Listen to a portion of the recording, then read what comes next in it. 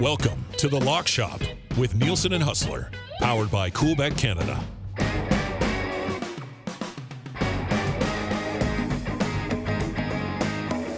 It is 11:03 on a Monday, and that means you are riding inside the Lock Shop with Dusty and Hus, brought to you by our great partners over at Coolbet.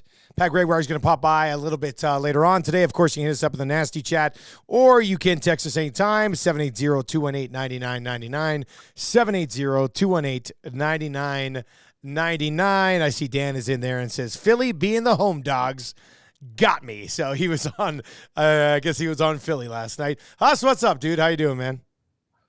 Well, it was a good weekend. It just didn't end very well for yours truly. Yeah, I guess. That was tough. And I saw you getting in with all these other dummies on Twitter. In the discourse. I was wondering if you're going to bring this up. You've become a Chiefs hater, haven't you? No, but it seems like I'm not a Chiefs hater, but it does seem like every time I'm watching them in primetime, they get some calls to go their way. And then obviously that happened on the hit, which shouldn't have been a flag. And then the deep shot, and they're going flag hunting, but they should have got one there. And then, I'm like, of all the things people are going, and listen, I get it, but you know what? If you're going to give the refs a break, maybe it's on a close call involving a hard hit on a quarterback. Like, I guess I can sort of get that. Note that 2 minutes later, Pacheco got kicked out of the game, which he probably should have, but that could have easily been 15 yards both ways. I mean, that guy was on top of him, giving him the business and stuff like that. I mean, but you take a swing, you're going to get ejected. MVS got tackled on the 5-yard line. Like, that was the play. But listen, just to put this idiocy to bed, folks, the Chiefs played the Raiders last week. The Raiders, who are one of the most penalized teams consistently. 0 flags in the entire game. And even last night, what was so weird about last night is the refs were not calling much. I mean, a couple holding penalties on the Chiefs early on. I thought the Creed Humphrey penalty was terrible. The Jawan Taylor one was.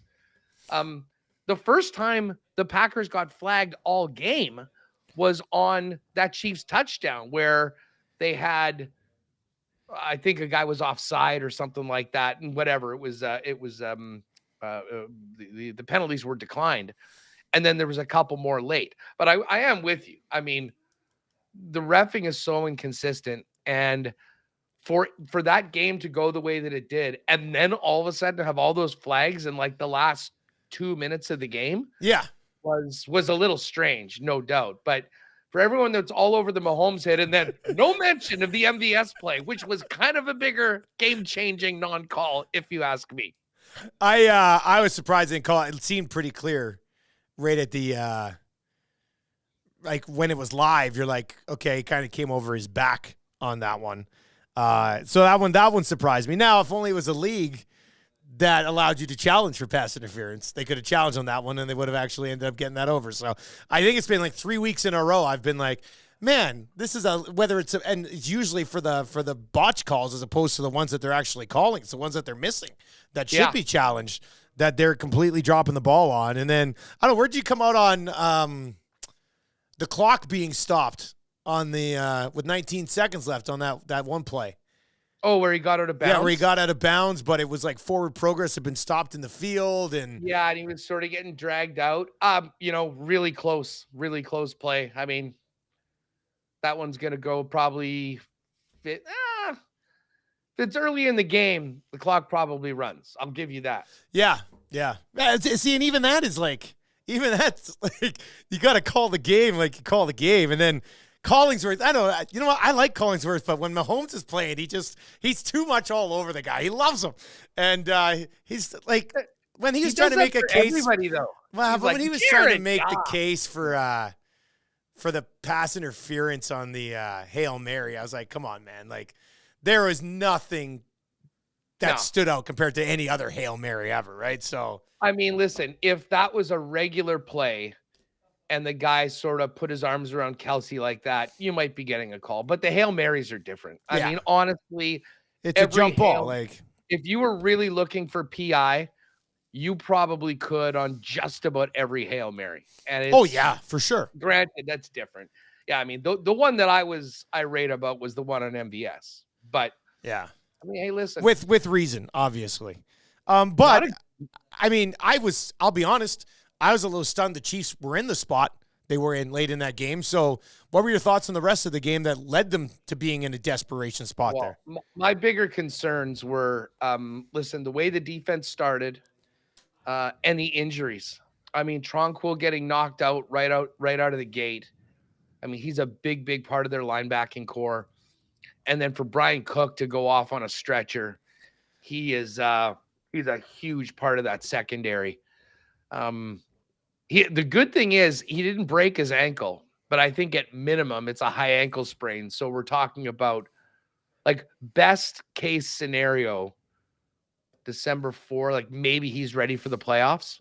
Yeah. Oh yeah. I mean, the high ankle is just awful too, right? Like it's Some would say you're better to break your ankle. To break it. I mean, if it's just a little break, like, so yeah, that was tough. I mean, give Green Bay some credit here, man. I just went through this with Green Bay a couple weeks ago, and I was just like, man, I didn't think Jordan Love had it in him to do what he did yesterday. I was relatively impressed, man. He was unreal last night. And did you see the stats that they dropped on the broadcast last night of his first 11 starts in the NFL? No. Compared to Aaron Rodgers? I didn't see that. Dude, it was the most spooky thing I've ever seen. Were they almost identical? They were identical. Come on. They were absolutely identical. To the yard. No. The amount of yardage, yes. Wow. Aaron Rodgers and Jordan Love through 11 games of their career have literally the exact same stats when it comes to passing yardage. I believe, what was it, touchdowns? There was something else. Like it just didn't seem possible, and yet it did. Yeah, there's Rod Z, same as Rodgers, identical. It was absolutely. That's crazy bananas. to me. Yeah, that's nuts. That's impressive. That's very impressive. But I'll tell you what, yesterday was a wild day, a very wild day. My biggest regret from a lock shop standpoint was that Russell Wilson could not convert on that 4th and 2 late and ended up throwing that pick, because that would have been another beautiful partner parlay. That would have done it. Yep. We had the other sides, and I have not been as fired up to unload the clip on a game in a long time as that Niners-Eagles game. And I bet it. And then I went before the game and I'm like, what's the biggest point spread cool bet will give me? And it was -5 or -5.5 at +140 or +145. Double down on that. And that game pretty much went exactly as I thought. Now, there was a bit of an advantage baked in for it because the Niners did play on Thursday and the Eagles played on Sunday. But, I mean, we talked about this plenty last week. I think the Niners are the most complete team and the most deadly team right now in the NFL. And the Eagles definitely had the record, but you could easily go through a few games that they survived. And listen, good teams find ways to win. I just didn't think that they were going to be able to do that against the Niners. And then the beating that they put on them in that second half was, it was a nice start. But again, the Niners held them to field goals, and then they were off to the races. Deebo Samuel saved a lot of people's fantasy seasons. I will tell you that. McCaffrey was great again. But let's get to the real story of that game that we need to talk about. Big Dom on the sidelines. Like, can you be like, that was the most absurd scene that I can remember in an NFL game for a long time. The Eagles have their fixer on the sidelines, and he's getting into it with the Greenlay. Yeah. And then Greenlay gets kicked out, and Dom has to leave the sideline. He had to leave too. I mean, they evened it up. He had to leave too. I mean, absolutely. And That was ridiculous, man. I mean, but a statement from the Niners there. Holy smokes. Like, very impressive football game. And we were asked this morning on our show, I think we're all in agreement that the Niners are the best team in the National Football League. We were asked, who do we think is the second best team in the National Football League? And Hus, who would be your answer to that question right now? Because we went through like a process of essentially elimination of all the good teams to see if there was a team that we would put ahead of Philly right now. And we ended we ended up settling on Philly. Like, we went through the other like 7 or 8 teams you would view as contenders, and they all had like kind of a case, but I still couldn't put them ahead of the 10-2 Eagles. You know what I mean? Like, yeah. Listen, I think Kansas City, Baltimore, Dallas are all in that next tier. Jacksonville, we'll see. I mean, again, I don't know how much we'll get out of tonight's game. What about Miami at 9-3? Miami's absolutely in that group as well. And I'll tell you what, when Detroit is playing their best, I think Detroit is in that mix of that next tier. Yeah, above. we that's what we said. We said, like, there's the Niners here, and then there's like the Eagles, and then we said there's like Baltimore and Kansas City, and then I kind of put everybody else together after that. And, those other like 4 or 5 teams that are 9-3, or if the Jags tonight improve to 9-3, kind of in that group, I think. Yeah, you know what? Miami definitely. I mean, like the division leaders in the AFC, Chiefs, Jags, Ravens, Dolphins. You can make an argument that any of those teams are the best team in the AFC. Yeah. In the NFC, it's very clearly the Niners after yesterday. I think the Eagles. Undoubtedly the Eagles, but I think you have to give some credit to Dallas and Detroit. They're both 9-3 right now. Dallas is going to get Philly in a couple of weeks. And listen, that's next Sunday, isn't it? It's next Dallas, coming up. Is that next week? I think it's this Sunday, yeah. I think Dallas should have beaten Philly when they played the first time. So I'll probably be on Dallas this week for that. And then there's just so many just mediocre teams after that. Like the Steelers and Browns both losing. By the way, not a sweat for our Arizona pick. That was nice. Yep. I mean, Kenny Pickett got injured. Is it true? Is the Thursday nighter this week going to be Bailey Zappi and Mitch Trubisky?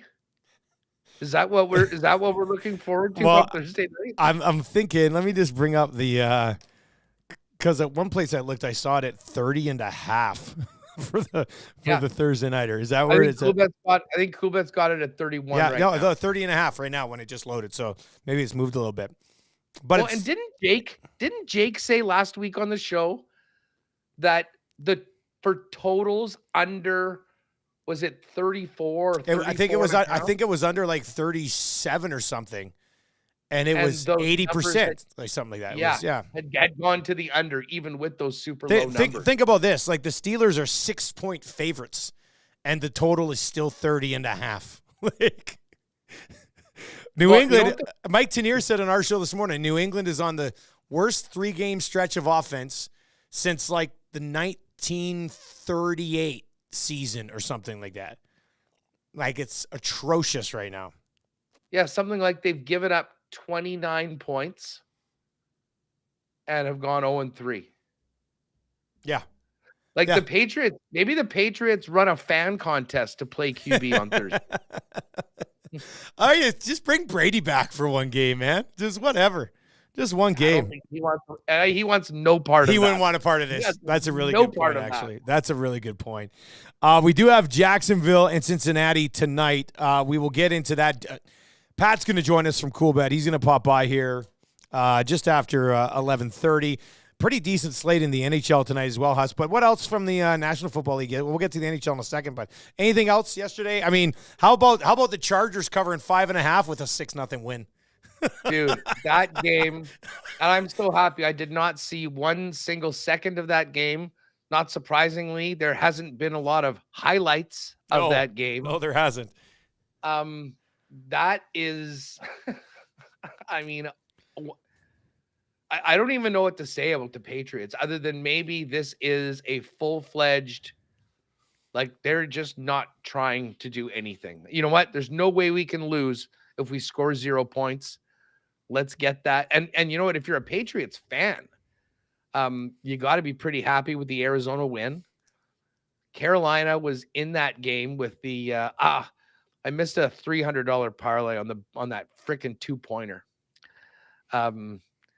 With the I kind of did a 4-gamer of games that I didn't bet. Like So I had Miami, I had Indy, I had the Detroit. I think it was Detroit. One other game, and then I had the Bucks minus 3.5, and they were up by 11, gave up the touchdown and the 2-pointer. And then ended up kneeling on it. So that was a little bit of a bummer. Listen, it was funny to see Joe Flacco out there. You know, and I think they probably shots. go with him. I think they probably go with him a little bit more. Elijah Moore actually was all of a sudden fantasy relevant because Joe was in there. The Niners Eagles obviously was the highlight. I mean, it was a hell of a game. Lots of bad blood. I mean, I would imagine those teams play again in the NFC Championship. And what the key right now is for the Eagles is to maintain hold of that lead, because by losing head-to-head to San Francisco, if they're tied, that's going to go through Santa Clara as opposed to going through Philly. Yeah, through the link. Although, to be honest, I'm not sure that it really matters. I mean, unless Philly's a much different and better team when they come back. But Minshew Mania running wild and big OT hottest win team in the AFC, buddy. Hottest team in the AFC. Hey, people are sleeping on Gardner, and I had to play him in fantasy yesterday, which, if you can believe that. Lamar on the bye, no backup quarterback. Well, what the hell do I do? So, but overall, I thought the Lions looked really good early, and then... Well, they looked amazing early, and then they looked for a good chunk of that game. But they had a big drive that basically put it away. So that was nice to see. But basically, the takeaways from this is that they may as well not even play the wild card round in the AFC. Like, do we really think that Indy or the Steelers or the Browns are going to be able to beat any of Baltimore, Kansas City, Miami, Jacksonville? I don't. Now, obviously, it doesn't feel like it. I mean, those teams will all be favorited by well beyond a field goal for sure. I mean, with the way that this season has gone. Big win for the Texans. We should talk about that one. Big win for the Texans. And it did come right down to it. It was exactly what we thought. It was super, super close. Yeah, it was. It's just that it was 5 points at the time instead of 3 points at the time. Denver had to go for the touchdown, and they got that win. So, but man, if you're the Bills, you're pumped because Steelers lost. Yeah. Browns lost. And all of a sudden you've got these 4 teams at 7-5. The Bills are just 1 game out. That being said, they got to go to Arrowhead and take on a pissed off their schedule's team not next easy. week. Yeah. That is going to be a big one. And then in the NFC, I mean, you've got Philly and Dallas, you've got Detroit, you've got San Francisco, you've got the division leading Falcons right now. And I think, let's just see what the playoff is right now as it stands. The Vikings and Packers are both in at 6-6, but it is going to make for a real interesting stretch because Seattle's at 6-6, the Rams are 6-6, and of course Tampa and New Orleans are both 5-7, but their division leader is at 6-6. So I don't know, maybe it's not that different from the mediocrity we're seeing in the AFC, but I will say I think that, you know, Seattle, Rams, Packers, even the Vikings, despite their quarterback situation, all I think will be a little bit more live going into potential wild card playoff games than what we're seeing from the teams that are hanging around in the AFC. One thing I want to take a look at before we get to the NHL slate here, the futures are out for the NCAA National Championship winner. And did you watch the selection show yesterday at all, Hus? What can I get Florida State at? Too soon for Florida State fans. Too soon. Right now, the Michigan Wolverines are plus 165. The team they will be playing is plus 185. Texas is plus 325. And the unbeaten Huskies are plus 725 out of Washington. Despite going in here as the number 2 ranked team, Washington will get Texas as well. Florida State goes 13-0, wins the ACC, could not get in. And the number 1 team in the country, Georgia, loses to Alabama and falls completely out of the playoff picture. It was quite a weekend in college football, man. It's a complete cluster, you know what? Yes, it is. Florida State, the first ever undefeated champion of a Power 5 conference, not in the playoff. And I was listening to Pardon My Take, and I think the first year of this playoff, they got screwed as well in 2014. So they've sort of gotten burnt on the bookends of this post-BCS era. Now, next year, it's going to be, 12 teams? 12 teams, yeah. It's wide open then.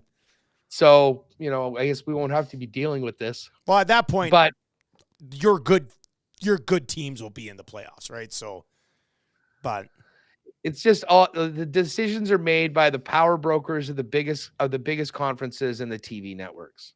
So I thought it was very interesting watching the selection show yesterday when they're like, they were trying to actually make us believe that they weren't going to put the SEC champions into the playoffs. Like, I'm sitting there going, come on now, just get to it. Like, they're like, and now the drama. Georgia 6. Who's going to be 4? I'm like, come on. Like, we'd have to be idiots to think they were actually going to put FSU in there ahead of Alabama. There's zero chance of that happening. Well, I'll make an argument that they should have. Well, you can make an argument they should, but I'm saying from a college football perspective, man, they were never going to not have Georgia or Alabama in that playoff. Like, it was. Well, you know what? Let's get Pat in here. Pat, Pat's Pat gonna here? have some cake. I'll have to get. He's good to go. Okay, well, I'll text Maddie. He'll have to just throw him in here for us. Hang on a sec. Actually, hang on. Yeah. I might be able to do that myself. Let's see here. Yeah, that should work. Is that Patty? Let's bring him. Still working on a full-time lock shop producer. There he is. There we go. What's up, Patty? What's up, buddy? Matty Ice, he's on the cool throne. What's the point if the host can just bring on the guest? Yeah. What purpose does he serve? Mr. Lee. No longer a hot seat. For Iwanic. Pat, make sense of this college football Final Four for us, please. Oh man, normally I'm on the side of saying like the powers that be are idiots and all they care about is money, but I think they might have got this one right from an actual team standpoint, from trying to get the 4 best teams into the playoff. Yes, what Florida State did this year was impressive. It's awesome to see them run the table, win the ACC, and have an undefeated season. But with that being said, they're not anywhere better than any of these 3 teams or 4 teams that made it in. They would probably be double-digit dogs against each and one of these teams. And that's because Jordan Travis, their quarterback, got injured, shattered his ankle a couple weeks ago. Oh, it's nasty too. Really bad injury. And yes, I know they still won without him, but the ceiling for this team to be a playoff team was with Jordan Travis. Now I understand what you're saying, based off what we've seen in the past, based off, the way that the committee has picked and what their outlines are. An undefeated ACC champion, they're a Power 5 school, they should be in there. I get that. But when you look at what Alabama did, they one-loss SEC team. The one loss was against another team that's in the playoff. I have a hard time seeing them keep it out. And then when you look at from the money standpoint that Dusty's saying, you're not keeping the SEC out of the CFB playoff. I'm sorry. There's too much money tied up with ESPN. It's a terrible reason. But the reason is they're trying to find the 4 best teams. And those 4 best teams, I don't know if it's these 4, but I can tell you. Then where's 4. Georgia? Well, that's what I was going to say. I was going to say if they're going to try to find the 4 best teams, how does Georgia? I know, but they won 29 in a row, right? Like, but Alabama lost to Texas, right? So it's like this This is why they're moving to a 12-team playoff. And Yeah. I think 12 maybe is a bit much. I think 8 is the perfect sweet spot. With that being said, I'm not going to complain about more college football. This will then allow some of these, the G8, the group of 8 conferences, like a Liberty who's undefeated, they'll then get the 10, 12 seed, the 11 And seed, maybe whatever take a it may be. Cinderella run here as Liberty, right? Like Exactly. Or highly they get unlikely, but you smoked- never know. Yeah. They get smoked by Michigan in the first round or whatever it may be. I totally understand it. I get it. I see both sides. But from a standpoint where are you trying to find the best team in the nation? Well, if you are, unfortunately, without Jordan Travis, he isn't there. So what if they had said, what if they just said, hey, you know what? He's day to day. We're hoping that we'll have him good for the playoff. Well, if his ankle wasn't like flopped over like this, they probably could get away with that. I think it's very, very apparent that he was going to be out for a while. But I see what you're saying. If it was an injury where it's day to day, or at least they say it's day to day, I think that there's probably some validity that they maybe do get in there. The fact of the matter is this team is half the team that it was without Jordan Travis. I think if this happened 2-3 years ago, or even if we weren't moving to a 12-team playoff, I think maybe then they then open up the door and say, listen, our hands are tied. The fact that there is no more precedent set anymore, this is the last year they have to do the 14 playoff. So they can do whatever the hell they want, really, because they go to a completely new format next year. I get it. If I'm a Florida State fan, I'm losing it. I am picketing down to wherever the headquarters of the NCAA is, and I am saying this is a travesty. If I'm an Alabama fan and I didn't get in, I would be doing the same thing. How the hell does a one-loss SEC championship, with that one loss being to a top 4 opponent? They should have lost the week before. Like I'm still pissed off about Auburn choking like dogs If Auburn on 4th and 31 in that game before. That's all had to happen. If Auburn does that, then 100%. 100%. I totally but it didn't. Again, games matter, wins matter. Not if you're Florida State, apparently, because like Alabama lost at home to Texas. To a top 4 team. They got incredibly lucky against Auburn. And then, to their credit, they came back and beat Georgia on the weekend. But, I mean, if you're looking at chinks in the armor, like arguments against those teams, you would have it. I mean, just that, like, it's just brutal that the athletes on Florida State, like, if they say that things are determined on the field, you have to have that team in. You have to have that team in because all they did was beat everyone. And I mean, to their credit, they were still able to win with their backup the week before and their third stringer this week.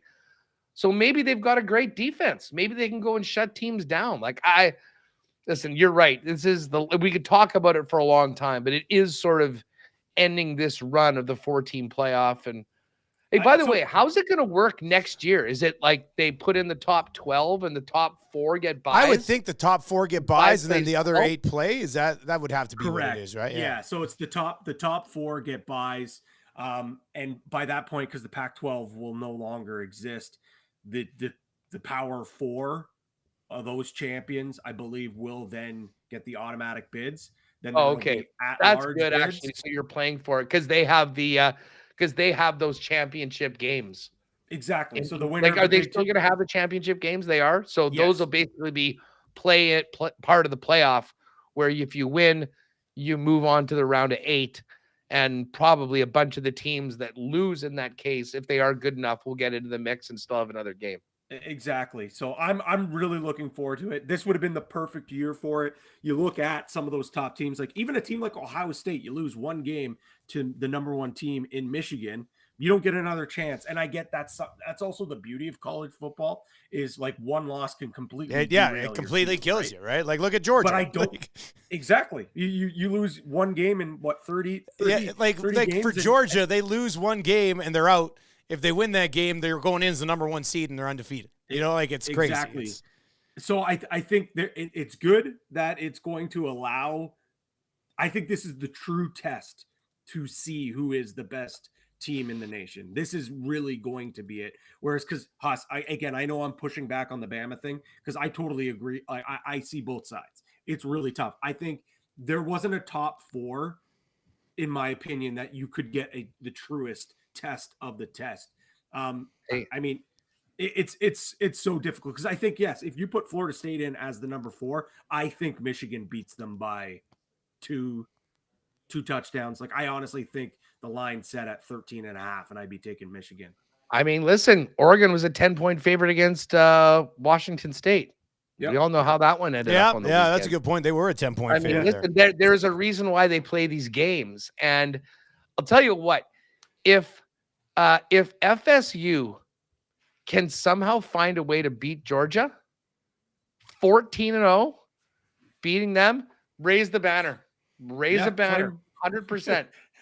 Claim it. Claim the national championship like UCF did a few years ago. Yep, we're not national champions. I mean, that's you know what? There's a scenario right here where if Alabama beats Michigan, they would advance as a one-loss team to the final. And if Texas beats Washington, they would advance as a one-loss team to the final. And then if FSU ends up beating Georgia, they would be the only unbeaten team in the top 6, which is kind of funny. Yeah.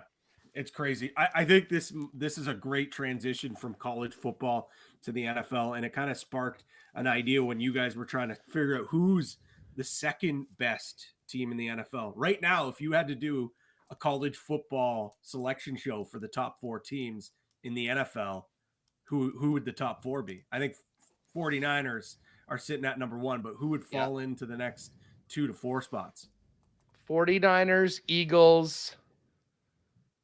Well, I mean, obviously the Chiefs losing last night kind of they go to 8-4, right? And then you're like, but there's a bunch of 9-3 teams, so it's exactly.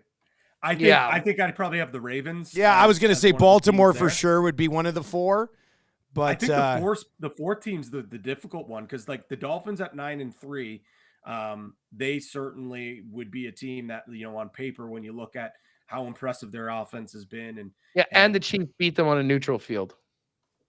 And they beat them on a neutral field. But every time that on the flip side, every time they've gone up against a top tier opponent, they've lost. So I think there's the argument there. The Lions, they're 9-3, but who have we seen them beat? And I know, I'm sorry, I'm beating a dead horse here saying that they're schedule frauds, but of course the win against Kansas City once again doesn't matter. Well, that is the biggest. That's a big win, right? That's a big win on the schedule. Scam right? win. That's the biggest scam win of the entire Every single Chiefs loss is a scam win. All of them. Like last night too. The Denver. But what about last night was legit. Last night was absolutely legit. I would say Philly in the Detroit games. I was just say, what about the Dallas Cowboys at plus 168 for a point differential? You know how they break down all the sort of numbers and analytics and look at some of that stuff? I mean, they've absolutely torched everybody. Dallas is Miami of the NFC. 100%. It's looked great, but they have yet to beat a team with a winning record. Hell, we talked about it. Or I guess Seattle. Seattle was 6-5. So now I guess. Well, by the time the game was over, they also, like we said earlier, they should have beat their team that's going to be number 2 in our rankings. Like they gave them a run. So I don't know. I mean, this is why sports talk radio is fun, because there's so many different scenarios. There's so many different varying opinions, and it is really all subjective because, again, like who is the best? Some teams match up better than others. So, you know what? All I could say, though, is I think that this year is the one year in a long time where I can honestly be like, there's this thing's wide open. Like, I really think I think the 49ers are on another level right now, but we saw them falter with 3 losses in a row. I think even you look at a team like the Eagles, who we'd say be our number 2 team, the Eagles really look that good this year. Sure, you got to give them credit where it's due. They find ways to win. Their offense is electric. That defense doesn't really give me a ton of confidence heading into the postseason. So I think this is awesome. I think if you're looking for value on the board when it comes to Super Bowl odds, I can't even begin to tell you who I like, because I think it is so up in the air right now. But this is the first year where I can honestly say, well, it's going to be the Chiefs and someone else this year. I mean, it still could be the Chiefs and someone else. Yeah. But this is not the feeling that I have. I really do think, especially with the team, one of the teams that we see here tonight with the Bengals, with Burrow being down, that takes away probably a team that a lot of people thought would be competing when it comes to the late January and February. So I think it's exciting. I think it's really exciting. We've also seen some really, really shitty football as of late. Yeah, we once have. the playoffs hit, I think it's going to be really good. Well, especially that could be one of those situations where the first round of the playoff isn't great, but after that, it's just banger after banger after banger, which would be nice. Just quickly, just to wrap on the whole, we're going to get to the Monday Nighter here right away, but when you see the Wolverines plus 165, Alabama plus 185, Texas plus 325, and Washington plus 725, what's your favorite play in there right now, Patty?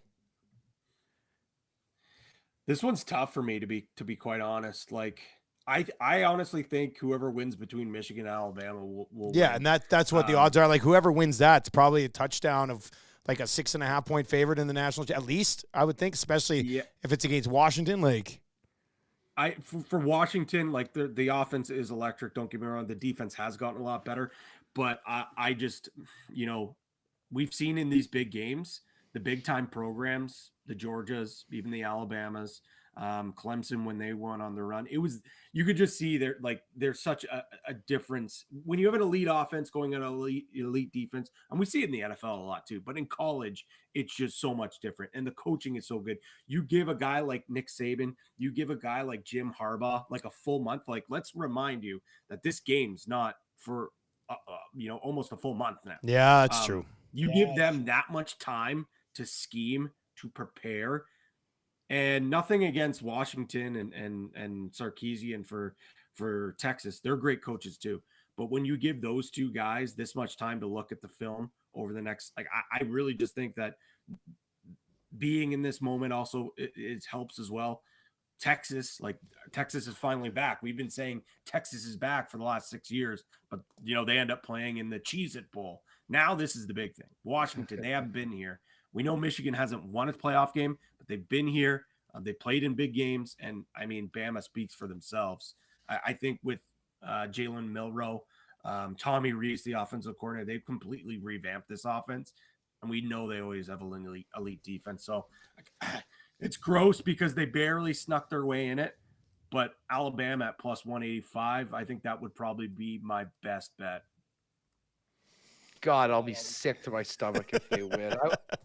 I was watching that Bama Auburn game. I'm like, oh, this is so great. See you, Nick. And then still cannot believe that happened. But anyways, though, it's the Breaking Bad meme. How can he keep getting away with this? This was the year we thought, okay, Alabama's garbage. They're not very good. And they just kept winning. Obviously that tough loss against Texas, the offense looked terrible. Me as a Notre Dame fan, I was laughing at because Tommy Rees left Notre Dame, his alma mater, to go be this offensive coordinator, and he looked terrible. And then with the flip, just like that, with a snap of the fingers, now they're back into the playoffs. So, I mean, with Michigan, though, I really do. It's crazy to say. I think it's just the winner of that game will go in. And I don't necessarily think they'll steamroll them, but just with the offensive firepower, I just think that the two other defenses are going to be able to stifle that pretty quickly when it comes to Texas or Washington. Hey, let's get to this Monday Nighter. But Pat, for Friday, don't let me forget to get a pick from you for the Army-Navy game. Over or under 28, which is the posted total right now for the Armed Forces Bowl. So what are we thinking, boys? Jags laying 10 at home tonight against the Bengals.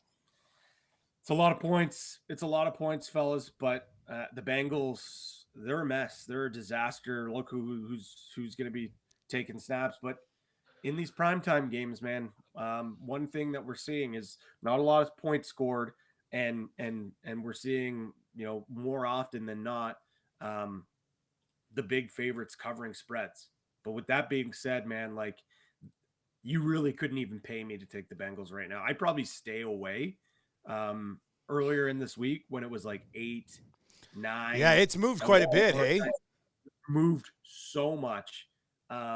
Which obviously leads me to believe that, and I probably should have checked before coming on here, that sharp money, public money, all the money was probably really, really coming on the Jags here. But for me, probably be a stay away from the side, and I'm probably going to hit a bunch of props maybe even lean the under because the Jags defense has been legit. I know the offense is heating up, but I just don't see a world where this Bengals offense puts up a ton of points. I can't just help myself. I just want to quickly point this out with Jacksonville. They've won 7 of 8. They've also covered in all 7 of those wins. Like they've covered the spread in 7 of 8. Now none of them were 10. I think the largest was like 6.5, but they covered in all 7 of those wins. Hus, what were you going to chime in with there? I can't help myself. I'm taking the points. I'm taking the 10. Cincinnati Bengals. I think that this will be, like, as I said, 10 is a lot. And I mean, Cincinnati still has a lot of pieces of a team that was knocking on the door to the Super Bowl last year and played them in the year before. Like, I think the fact that Browning's had a couple games under his belt probably helps him here. A little bit of extra prep time for Jacksonville as well for the team, I think puts him in a better position to succeed. And the other thing about Jacksonville, like their defense has been good this year. And again, Dusty, I guess you just mentioned that they have been covering all these numbers. Yeah. I don't know whether those numbers were a little lighter than they'd been before. Again, the Texans was a very, very tight game, 24. They crushed the Titans. But Steelers, Saints, Colts, Bills, Falcons, and then those back-to-back losses to the Chiefs and Texans earlier on this season, back when they were 1-2 on the year. I don't know. I think people are making it seem like the Bengals are just Joe Burrow, and they do have a bunch of other good players. I'm not convinced that the Jags are the team to go out and just absolutely blow the Bengals out. So I'll be putting a small piece on the Bengals plus 10. But like you, Pat, I think we're kind of eyeing a few props more than anything for tonight. Yeah, props are the way to go in this one. Like, you guys know I'm very pro Jacksonville. 10's still a really big number. That I just, like Pat said earlier, I mean 8.5, maybe a little 9-point win here, something along those lines. But 10's a pretty big number. So I mean, if I had to pick a side, I see Jacksonville winning this game by 6, 7 type of thing. So I'm going to Cincinnati with Hus here at plus 10, but I don't love it either way. I'm sure there's some value we can find in some props here though. Like to me, Jacksonville's defense can cause some issues here for sure. I just, their offense has been so hit and miss this year. I'm just like, can their offense, do that much damage to, if they put up 30 points, are they going to cover the 10? Probably. But if they put up 22 points, are they going to cover the 10? I don't know if that's going to be the case. So I think the smarter play is probably Cincinnati plus the 10 points. But Pat, what do you like for props? Who stands out for you in the props in this game? Yeah, there's a few props that I really, really do like. I think, again, it goes without saying, over 3.5 field goals. This is a big-time field goal game for me. I haven't checked the price on that one yet, but that's an auto bet. And I think in a game like this today, with the Bengals probably trying to scrape as much points as they can get, I can see them hitting that on their own. But a couple of ones that I really like, Evan Ingram, over 47.5 receiving yards. Tight ends just absolutely eat this defense up alive, especially as of late. Pat Freiermuth had 120 yards. Dalton Schultz, 71. Dalton Kincaid, 81. And then Kittle a few weeks back, 149. Only the Broncos give up more yards per game to the tight end position this year. And I know Ingram's been sharing the ball and some targets with Luke Farrell. But last I read, Farrell's still dealing with that toe injury. So I think he gets a little more of the share of the targets. And believe it or not, Ingram hasn't found the back of the end zone yet. And his number's at plus 240. All these guys that I just mentioned with yards, all those guys also, for the most part, I think actually every single one did find the end zone at least once as well. So I could see Trevor Lawrence trying to find him and expose that weakness. Another one that I really like, we'll stick with the Jags. Trevor Lawrence over 13.5 rushing yards. I know he hasn't hit his rushing yard total in 3 of the last 4 weeks, but I think this is a spot where they can scheme something up because, again, it's another one of the weaknesses in this Cincinnati defense. They're averaging 27.8 yards to quarterbacks per game. That's the third worst in the NFL. And they're also giving up 5.5 per rush. That's second in the entire league. And I know they've played some pretty good dual threat quarterbacks, and maybe Trevor Lawrence isn't quite there, but he's a supreme athlete. Like when he uses his legs, he can move. He's big. Oh, he can gallop a bit. Yep. Yeah. And the fact that it's only at 13.5, I like that a lot. He's hit double digits in every game but 2, and he's passed this total in 7 games so far. So I really like the over 13.5. And then the last one, I'll go with the Bengals here, but I'm going with an under. And I know props, I'm always over, trying to keep the positive vibes here. And you might be thinking like, well, look at the quarterback, Pat. Why in the world would you think that they aren't going to try to feed Mixon the ball?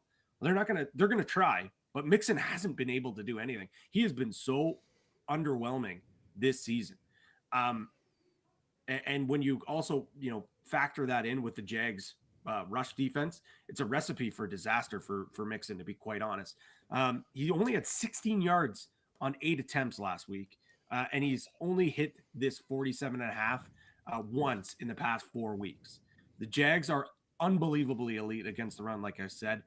They're ranked number 1 when it comes to early downs against the rush as well. The running backs, opponent running backs, are also only averaging 3.61 yards per carry. Mixon's only averaging under 4 yards per carry this year. So now you add that in, and the fact of the matter is, I mentioned obviously with Browning under center, this team now can load the box. They can load the box. They're a team that already dominates against the run. I love under 47. I know it looks so small, and we've seen Mixon in some of these primetime games go off.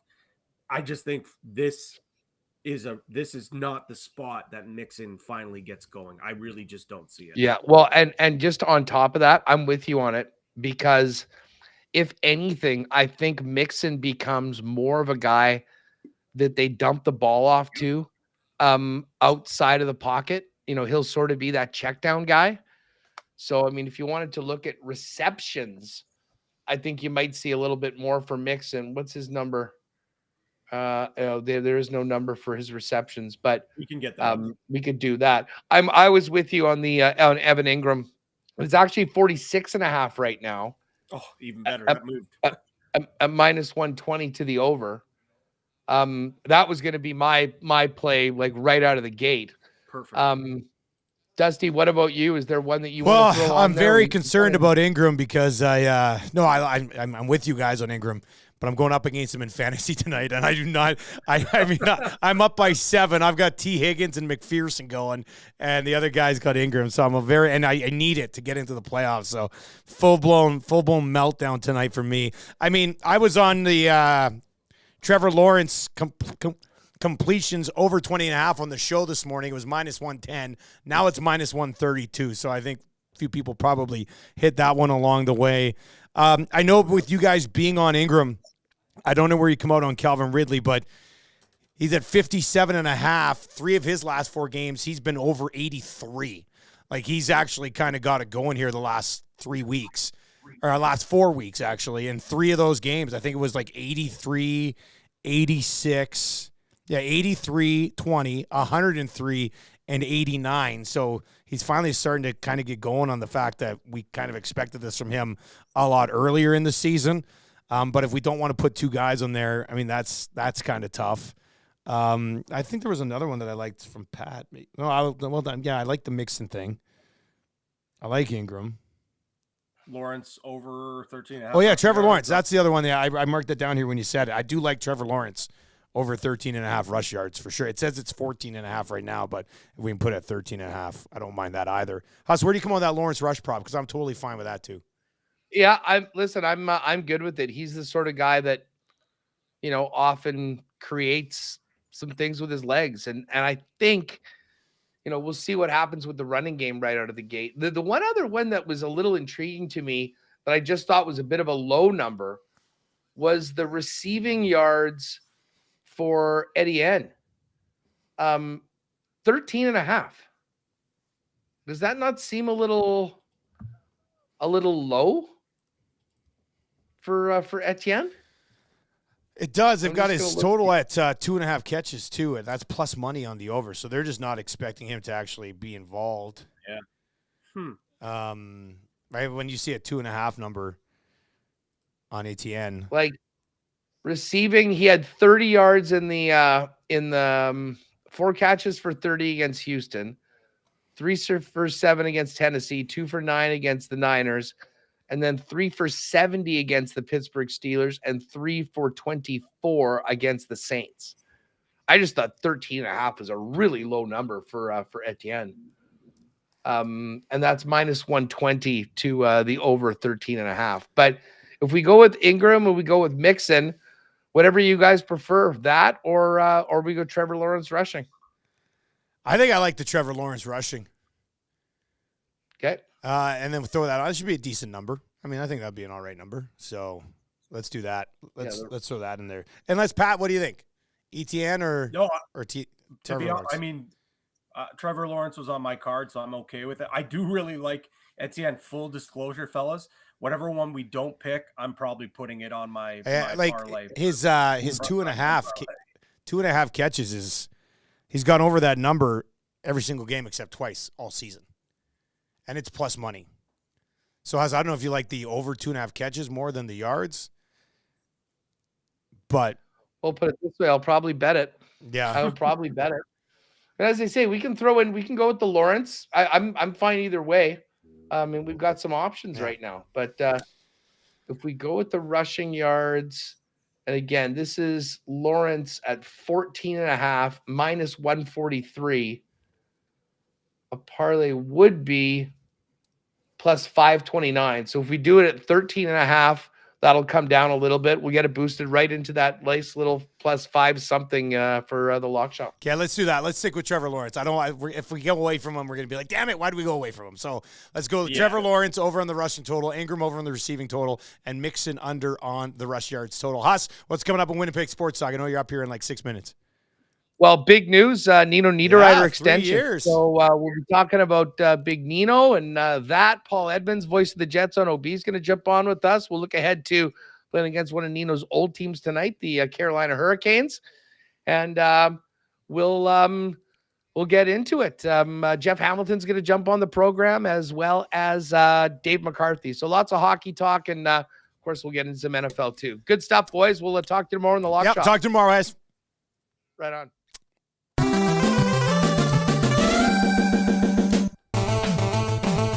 All right, what's going on, everybody? Welcome to the Fantasy Football 5. And, I mean, this just comes down to I've got a huge game tonight to try to get into the playoffs in our 16-team league. It comes down to this. I have a 7-point lead. 7-point lead. My opponent has Evan Ingram going tonight. Hasn't scored a touchdown all year. He's going to get one tonight. I just know it. I'm like in total panic mode. I've got Evan Ingram, or he's got Evan Ingram. He's down 7.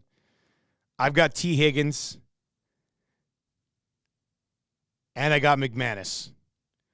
So, fingers crossed that Higgins and McManus can outscore Evan Ingram tonight by at least 7 points. Fingers crossed. Fantasy Football 5, obviously brought to you by Century Casino, Sports Bar and Lounge on Fort Road. Join Lieutenant Eric tonight for the Bengals. Man, I wish Joe Burrow, a Bengals, Jags, Joe Burrow versus Trevor Lawrence, that would have been quite the scene. That would have been pretty darn good. As for fantasy tonight, I am starting T. Higgins in this one league. My other options would have been Quentin Johnson. I have Addison, but he's on bye, or else I probably would have been started him. Quentin Johnson ended up with 7 points this week. I'm trying to think, where did I screw up? I started Samaje Perine ahead of Kenneth Gainwell, lost 5 points there. I started C.J. Stroud ahead of Minshew, which I'm not going to change anyway, but I lost 4 points on that one as well. And, so not good. Got to get it done tonight. I think we were saying last week, if I win this week, I should be making the playoffs in that league. So fingers crossed that we can get it done there. As for tonight, obviously starting Trevor Lawrence. Travis Etienne is slightly banged up, but you're still starting him. Calvin Ridley's a start. Evan Ingram's a start. Christian Kirk is a start. On the other side, Jamar Chase, doesn't matter who's at quarterback. He's a start. I'm starting T. Higgins, but he's more of like a flexi, I think, for many of you. And then Joe Mixon has not been great as of late, but let's be honest, he's still got to be somewhere in that RB2 range. So Joe Mixon as well would be a start. UChess says, thankfully, I'm up 19 after a couple of guys had big Sundays. I've got Chase. He's got Mixon and Ridley.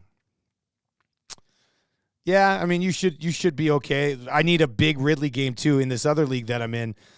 I need this. Tell me if you think this is possible. Here's what I need in my big boy league. I am down 44 points right now. And I've got a confession from this lineup that I'll get to tomorrow. I totally blew it. I overthought it about injuries and stuff, and I left a running back who had 2 touchdowns on my bench this week. So that sucked. But I'm down 44 points. I have Trevor Lawrence and Calvin Ridley going tonight. So if Ridley and Lawrence can connect on a couple of touchdowns, that would go a long, long, long way for me tonight. So I will be cheering for Trevor Lawrence and Calvin Ridley touchdowns. I think we pretty much hit on all the starters that you'll need for tonight as well. Ridley has 3 touchdowns in his last 2 games. Give me 2 more tonight. I got to have it. This is against a guy who only has 3 wins all year. Now he's put up 128 points, so it hasn't been a bad week, but I need this one in the worst of ways. So let's go Trevor Lawrence and Calvin Ridley. Give me that stack tonight. That would be huge for us. Best of luck, whatever you've got going on as you push towards the fantasy playoffs tonight. We'll be back tomorrow to take a look at the waiver wire coming out of Week 13.